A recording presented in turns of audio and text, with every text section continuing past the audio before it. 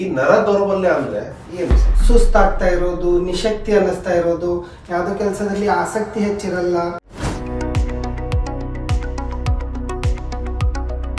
ಈ ನರ ದೌರ್ಬಲ್ಯ ಯಾವ ವಯಸ್ಸಿನವ್ರಿಗೆ ಹೆಚ್ಚಿಗೆ ಕಾಣ್ತದೆ? ಮೊದಲು ಅಂತೂ ಅಬೌವ್ 35-40 ನಂತರ ಇದೆಲ್ಲ ಸಮಸ್ಯೆ ಜಾಸ್ತಿ ಕಾಣಿಸ್ತಿತ್ತು.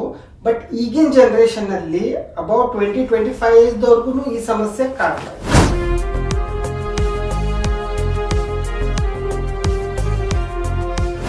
ಲಿವಿಂಗ್ ಸ್ಟೈಲ್ ಒಳಗ ಯಾವ್ಯಾವ ರೀತಿ ಇದು ಪರಿಣಾಮ ಬೀರುತ್ತೆ? ಮೈಂಡ್ ಒಂಥರ ಫೋಕಸ್ ಸರಿಯಾಗಿರಲ್ಲ.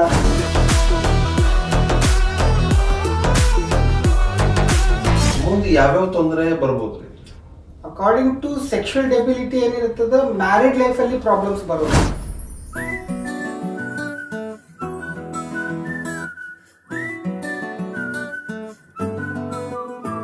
ಈಗ ಶುಗರ್ ಆಗ್ಲಿ, ವಿಟಮಿನ್ ಕೊರತೆಯಿಂದಾಗ್ಲಿ ಇದಕ್ಕೇನ ಸಮಸ್ಯೆ ಆಗ್ಬೋದು? ತುಂಬಾ, ಯಾಕಂತಂದ್ರೆ ಈಗ ಶುಗರ್, BP, ಹೈಪರ್ ಟೆನ್ಷನ್ ಇವೆಲ್ಲ ಸಮಸ್ಯೆಯಿಂದ ಏನಾಗುತ್ತೆ, ನಮ್ದು ಸೆಕ್ಷುವಲ್ ಹಾರ್ಮೋನ್ಸ್ ಏನಿದೆ ಅಲ್ಲ ಅದು ಇಮಿಡಿಯೇಟ್ ರಿಲೀಸ್ ಆಗಲ್ಲ. ನರ ದೌರ್ಬಲ್ಯ ನಿರ್ಲಕ್ಷ್ಯ ಮಾಡಿದ್ರೆ ಅಪಾಯ.